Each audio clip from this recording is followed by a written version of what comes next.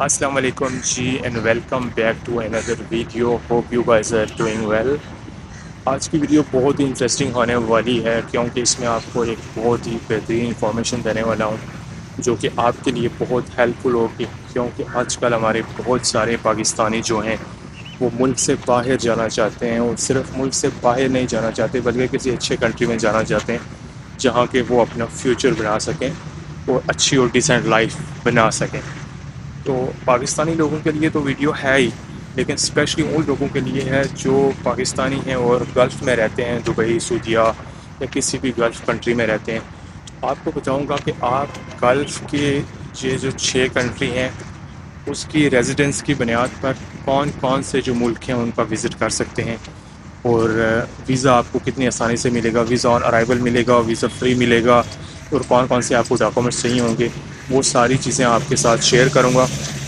और वीडियो देखने के बाद आपके लिए बहुत ज़्यादा आसानी हो जाएगी अपना जो प्लान है वो तरतीब देने में और ट्रैवल हिस्ट्री बनाने में। उसके बाद आप किसी अच्छे कंट्री का वीज़ा अप्लाई कर सकते हैं, जैसा कि यूरोप हो गया, अमेरिका हो गया, या किसी भी आप अच्छे कंट्री में जाना चाह रहे हैं तो आप बड़ी आसानी से जा सकते हैं। तो मैं one by one her country का नाम लूँगा जहाँ पे आप वीज़ा ऑन अराइवल जा सकते हैं या वीज़ा फ्री जा सकते हैं, और उसके अलावा आपको ये भी बताऊंगा कि आपको वहाँ पे फ़ी पे करनी है, नहीं पे करनी, कितनी पे करनी है, और हर चीज़ आपको बताऊंगा। लास्ट में आपको एक दो टिप्स भी दूंगा जिनकी वजह से आपकी बहुत ज़्यादा हेल्प हो जाएगी ये सारी चीज़ें तरतीब देने में, और आप आसानी से एक ज़बरदस्त तरीके से अपनी ट्रैवल हिस्ट्री को तरतीब दे सकते हैं। तो वीडियो को करते हैं शुरू। और हमारे पास टोटल हैं 10 कंट्रीज़ जिनमें हम वीज़ा फ्री एंट्री ले सकते हैं या वीज़ा ऑन अराइवल मिल सकता है बहुत आसानी से अगर हमारे पास यूएई की रेजिडेंस है। स्पेशली ये यूएई रेजिडेंस के लिए है, लेकिन गल्फ़ रेजिडेंस पर भी आप काफ़ी सारे मुल्क हैं जिन पे आप जा सकते हैं, वो भी मैं साथ साथ मेंशन करता जाऊंगा। ठीक है, तो सबसे पहले जो हमारी लिस्ट में कंट्री है वो है जी जॉर्जिया। बहुत ही मशहूर कंट्री है, हर एक ने इसके बारे में सुना होगा, आप में से जो यूएई में रहते हैं या गल्फ़ में रहते हैं, क्योंकि वहाँ से बहुत सारे लोग जो हैं वो जॉर्जिया में जाते हैं। क्योंकि जॉर्जिया को एक यूरोपियन कंट्री तस्वर किया जाता है, बेसिकली है नहीं, लेकिन उनका जो लाइफस्टाइल है और वो जो लोग हैं वो अपने आप को यूरोपियन तस्वर करते हैं, तो इसके लिए वो बहुत ज़्यादा फेमस है। लोग वहाँ पर जाना चाहते हैं और वहाँ का कल्चर, वहाँ का इंफ्रास्ट्रक्चर, सारी चीज़ें देखना चाहते हैं। तो जॉर्जिया का जो वीज़ा है वो वीज़ा फ्री है बेसिकली, वीज़ा ऑन अराइवल नहीं है, वीज़ा फ्री है बेसिकली, लेकिन उसकी कुछ कुछ कंडीशंस हैं। कभी कभी वो एंट्री रिफ्यूज़ कर देते हैं, लेकिन आपके पास जो डॉक्यूमेंट्स होने चाहिए उनमें आपका पासपोर्ट वैलिड, आपकी आईडी जो है वो वैलिड होनी चाहिए। उसके अलावा आपके पास होटल बुकिंग होनी चाहिए, रिटर्न टिकट और इंश्योरेंस, ये डॉक्यूमेंट्स आपके पास मस्ट होने चाहिए। और उसके बाद आप जा सकते हैं जॉर्जिया में, और आपको आपको एयरपोर्ट पे रोक के कुछ क्वेश्चन कर सकते हैं, लेकिन आपने अपना पूरा प्लान देना है और वहाँ आपको बड़ी आसानी से एंट्री मिल जाएगी। तो इतनी ज़्यादा मुश्किल नहीं है, बहुत ही आसानी से आपको एंट्री वहाँ पे भी मिल सकती है। तो दूसरा जो हमारी लिस्ट में कंट्री है वो है जी अज़रबैजान। अज़रबैजान एक ऐसा कंट्री है जो पाकिस्तानियों के लिए बहुत ही आसान वीज़ा देता है। अगर आप पाकिस्तान से जाते हैं फिर भी आपको आसानी से वीज़ा मिल जाता है, और अगर आप जाते हैं यूएई से तो फिर तो आपको मिलता है वीज़ा ऑन अराइवल। ठीक है, लेकिन वीज़ा ऑन अराइवल में आपको जो फ़ी है वो वहाँ पे जाके पे करना पड़ती है और वीज़ा ऑन अराइवल लेना पड़ता है। यही फ़र्क होता है वीज़ा फ्री में और वीज़ा ऑन अराइवल में। ठीक है, तो वीज़ा फ्री जो होता है वो होता है उसमें कोई फ़ी वगैरह नहीं होती वीज़े की, और कोई भी आपको पेमेंट नहीं करना पड़ती। लेकिन वीज़ा ऑन अराइवल में कभी कभी आपको फ़ी पेमेंट करनी पड़ती है, जो वीज़ा की फ़ीस होती है। अज़रबैजान का जो है बहुत आसानी से एंट्री मिल जाती है, सिर्फ आपके पास रिटर्न टिकट होना चाहिए और होटल बुकिंग आपको booking.com से करवा लेनी है, और बाकी एयरपोर्ट पे आपको रोकते नहीं है, कुछ भी नहीं पूछते। ये चीज़ें आपके पास हो तो बहुत ही आसानी से आपको अज़रबैजान की एंट्री मिल जाएगी। और इसमें यह है कि आप ई वीज़ा, मैं तो आपको रेकमेंड करूँगा कि आप ई वीज़ा ले लें, क्योंकि बहुत आसानी से मिल जाता है एक। और दूसरा इसमें यह है कि $25 की फ़ीस है, वहाँ आपको जाके एयरपोर्ट पे लेना पड़ेगा, उसमें हैसल भी होती है, टाइम भी वेस्ट होता है, और फ़ी भी जो आपकी होती है वो $30 होती है। तो ई वीज़ा जो है वो 2 दिन में बहुत आसानी से मिल जाता है, और कोई डॉक्यूमेंट्स नहीं चाहिए, जस्ट आपका पासपोर्ट होना चाहिए। सिंपल प्रोसेस है, और मास्टर या वीज़ा कार्ड से आप फ़ी पेमेंट कर दें तो 2 दिन में आपका वीज़ा ईमेल में आ जाएगा, प्रिंट लेके आप सीधा अज़रबैजान में जा सकते हैं। तो ये हो गए जी हमारे 2 कंट्री। अब इन्हीं के साथ एक तीसरा कंट्री भी है जो पाकिस्तानियों के लिए नहीं है, लेकिन अगर आप पाकिस्तानी नहीं हैं, इंडियन हैं, बंगाली हैं या किसी भी दूसरी नेशनैलिटी से हैं, यूएई के रेजिडेंट हैं तो आपको बहुत आसानी से वहाँ पे एंट्री मिल जाएगी, वीज़ा फ्री एंट्री है। और वो है जी आर्मेनिया। आर्मेनिया, क्योंकि पाकिस्तान ने आर्मेनिया को एज अ कंट्री तस्लीम नहीं किया हुआ, जिसकी वजह से आप आर्मेनिया में नहीं जा सकते अनलेस कि आपको वहाँ लोकल कोई इनविटेशन हो, तो फिर आपको बहुत लंबा चौड़ा प्रोसेस जो है वो फॉलो करके आर्मेनिया में जाना पड़ेगा। अदरवाइज़ पाकिस्तानी जो है वो आर्मेनिया में नहीं जा सकते। तो अगर आपकी नेशनैलिटी कोई और है और आप यूएई के रेजिडेंट हैं तो आप आर्मेनिया में जा सकते हैं बहुत आसानी से। तो डॉक्यूमेंट्स बहुत ही सिंपल, सिर्फ आपका पासपोर्ट, यूएई की आईडी जो है वो, और रिटर्न टिकट होना चाहिए, hotel booking, that's all. Insurance भी उसके लिए नहीं चाहिए, लेकिन मैं आपको रेकमेंड करता हूँ कि इंश्योरेंस आप जब भी कभी जाएँ, कहीं भी ट्रैवल करें तो इंश्योरेंस ले लें, क्योंकि सस्ती होती है, उसमें इतना ज़्यादा खर्चा नहीं होता, तो वो आपके लिए, आपकी सेफ्टी के लिए अच्छी होती है।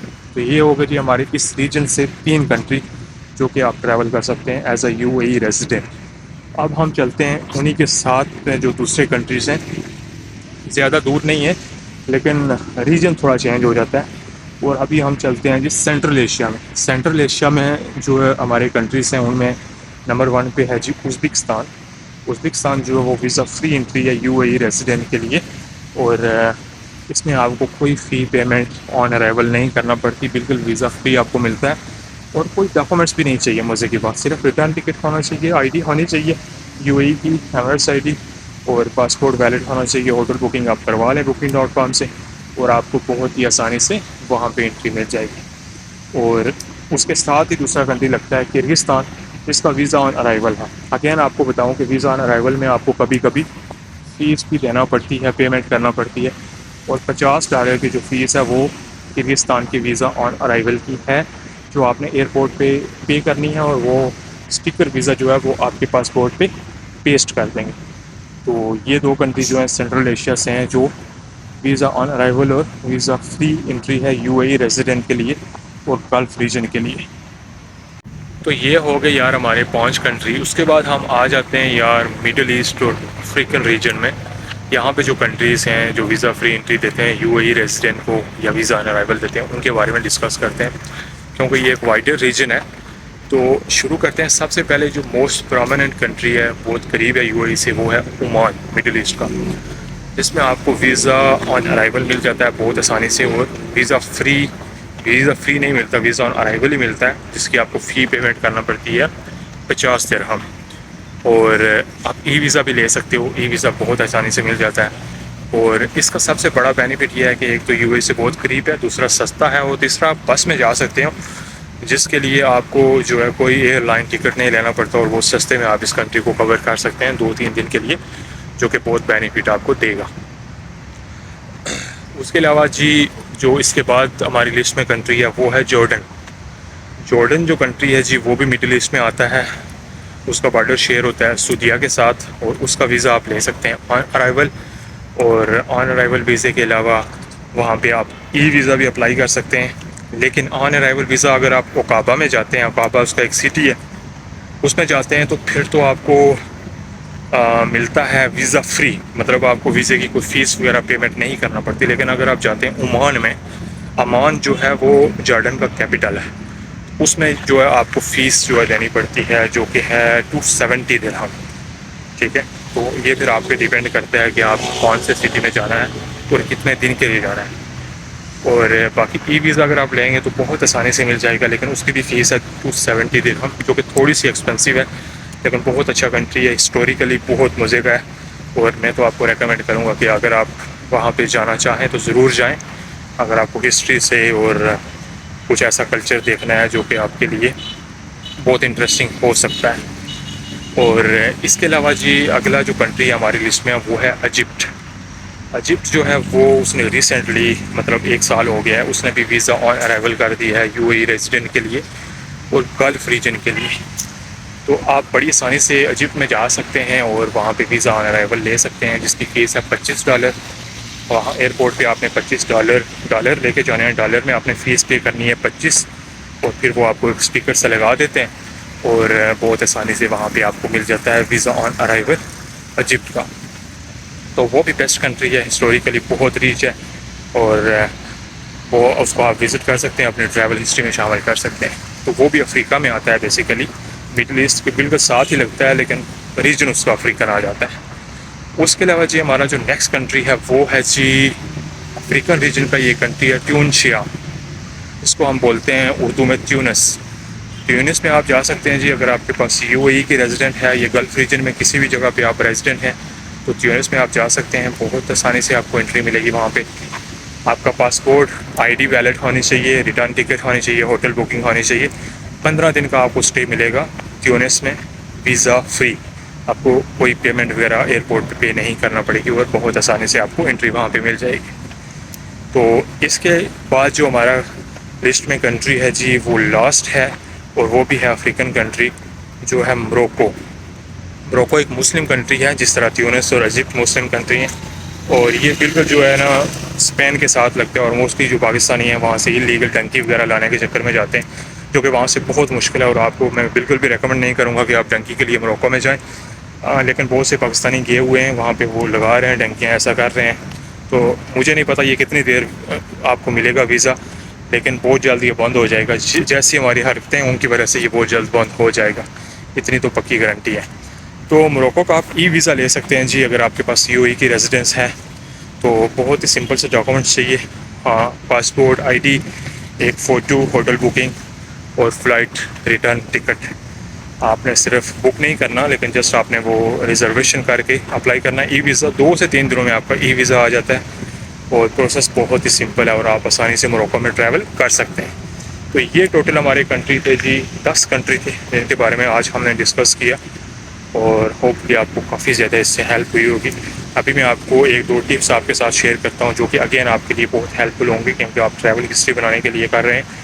तो मैं आपको कुछ चीज़ें रिकमेंड करूँगा जो कि आपने फॉलो करनी है, और आपके लिए बहुत ज़्यादा आसानी रहेगी ये चीज़ें तरतीब देने में और एक बहुत ही बेहतरीन ट्रैवल हिस्ट्री बनाने में।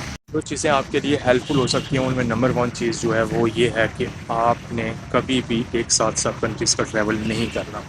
उसका एक रीज़न है, उसका रीज़न ये है कि जो जेन्युइन ट्रैवलर होता है वो कभी भी सारी कंट्रीज़ को एक साथ ट्रैवल नहीं करता। उसमें ये होता है कि आपने चीज़ों को स्टेप बाय स्टेप फॉलो करना होता है, ठीक। आप अगर एकदम 10 कंट्रीज़ को विज़िट करेंगे, आपको कोई यूरोपियन कंट्री या अमेरिकन कंट्री आपको बिल्कुल भी वीज़ा नहीं देगा, और ये आपके लिए मतलब आपके पैसों का ज़िया होगा, ठीक है। तो मैं समझ सकता हूँ, क्योंकि मोस्टली जो लोग हैं उनको जो है छुट्टी नहीं मिलती, साल के बाद उनको एक बार ही छुट्टी मिलती है। वो चाहते हैं कि जब उनको छुट्टी मिल गई है तो सारे कंट्रीज़ का एक साथ ही ट्रैवल कर लें और मतलब अपनी ट्रैवल हिस्ट्री को बना दें। ऐसा नहीं होता। यूरोपियन अमेरिकन जो एम्बेसीज होती हैं वो आपके देखती हैं कि ये बंदा कितना जेन्युइन ट्रैवलर है, ये सिर्फ वीज़े के चक्कर में नहीं जा रहा कि वीज़ा लेना है, ये ट्रैवल कर रहा है, इसको ट्रैवल एक शौक है, मतलब ये चीज़ें वो देखती हैं, ठीक है। तो आपने क्या करना है कि एक ट्रिप में मैक्सिमम आपने 2 कंट्रीज़ का विज़िट करना है, ठीक है। और हर कंट्री का कम से कम 2 दिन और मैक्सिमम 3 से 4 दिन, 5 दिन आप कर सकते हैं, लेकिन कम से कम 2 दिन आपने लाजमी जो है वो करना है, वहाँ पे स्टे करना है। ये नहीं कि एक दिन आप यहाँ पे हैं, दूसरे दिन वहाँ पे हैं, तीसरे दिन वहाँ पे हैं, तो आपकी ट्रैवल हिस्ट्री बन गई। ऐसे बिल्कुल भी नहीं होता, ये आपके लिए चीज़ें हेल्पफुल नहीं है, ठीक है। मैक्सिमम अगर किसी एक रीजन में आप जा रहे हैं ना, तो 3 कंट्रीज़ मैक्सिमम आप कर लें, इससे ज़्यादा ना करें, ठीक है। अगर आपकी पहले से ट्रैवल हिस्ट्री है 10-15 कंट्रीज़ की, तो फिर आप कर सकते हैं, फिर आप 3-4 कंट्रीज़ एक साथ मिला लें, 5-6 मिला लें। लेकिन आप फर्स्ट टाइम ट्रैवल कर रहे हैं और शुरू से ही आप अगर ऐसे एक साथ ही 4-5 कंट्रीज़ कर लेंगे, 6 कंट्रीज़ कर लेंगे, तो वो आपके लिए इतना ज़्यादा हेल्पफुल नहीं होगा, ठीक है। तो इसमें सेकंड चीज़ जो आ जाती है ना, वो आपने चीज़ों को फॉलो इस तरह करना है कि अगर आप जा रहे हैं जॉर्जिया में जा रहे हैं, तो आपने अज़रबैजान को साथ में अटैच कर लेना है, ठीक है। जॉर्जिया और अज़रबैजान हो गए। सेंट्रल एशिया में जा रहे हैं, उज़्बेकिस्तान, किर्गिस्तान दोनों को एक साथ कर लें। मिडिल ईस्ट में जा रहे हैं तो जॉर्डन और इजिप्ट को एक साथ कर लें। और अफ्रीकन रीजन में जा रहे हैं तो मोरक्को का साथ कर लें, ट्यूनिस के साथ कर लें। और अगर आप जा रहे हैं साउथ ईस्ट एशिया में जा रहे हैं, थाईलैंड के साथ लाओ और कंबोडिया कर लें। फिर नेक्स्ट आप मलेशिया को इंडोनेशिया के साथ कर लें। इस तरह आप चीज़ों को 1-2 कंट्रीज़ जो है इस तरह साथ अटैच करके ट्रैवल हिस्ट्री बनाएं। ऐसा नहीं करें कि आपने एक साथ ही 10 कंट्रीज़ जो है वो ट्रैवल कर ली है और आपकी ट्रैवल हिस्ट्री बन गई, ऐसा नहीं होता। तो चीज़ों को बहुत केयरफुली लेके चलना है, और होपफुली ये चीज़ें आपको समझ आ गई होंगी, और ये आपके लिए बहुत हेल्पफुल होगी। अगर आप इन सारी चीज़ों को फॉलो करेंगे तो आपकी ट्रैवल हिस्ट्री भी बन जाएंगी, और आप फ्यूचर में अगर वीज़ा अप्लाई करते हैं, यूरोपियन, अमेरिकन, कैनेडियन, कहीं भी अप्लाई करते हैं, तो उसके लिए आपके लिए ये हेल्पफुल होगा, ठीक है। तो पहले मरहले में आप जो वीज़ा फ्री कंट्रीज़ हैं उनका विज़िट करें। दूसरे मरहले में जो ईज़ीएस्ट वीज़ा कंट्री हैं उनका वीज़ा अप्लाई करें और उनकी ट्रैवल हिस्ट्री बनाएं। और तीसरे मरहले में जो थोड़े टफ कंट्रीज़ होते हैं वीज़े के लिए उनका वीज़ा अप्लाई करें, जैसे टर्की हो गया और कुछ यूरोपियन कंट्रीज़ हैं जो शेंगन एरिया में नहीं है, उनका आप कर सकते हैं। रशिया का भी कर सकते हैं। तो फिर आप आहिस्ता आहिस्ता लेके चलें चीज़ों को, तो इंशाल्लाह ये सारी चीज़ें आपके लिए बहुत हेल्पफुल होंगी। तो ये थी आज की वीडियो थी और होपफुली आपके लिए हेल्पफुल होगी। See you in the next one. तब तक के लिए अल्लाह हाफिज़।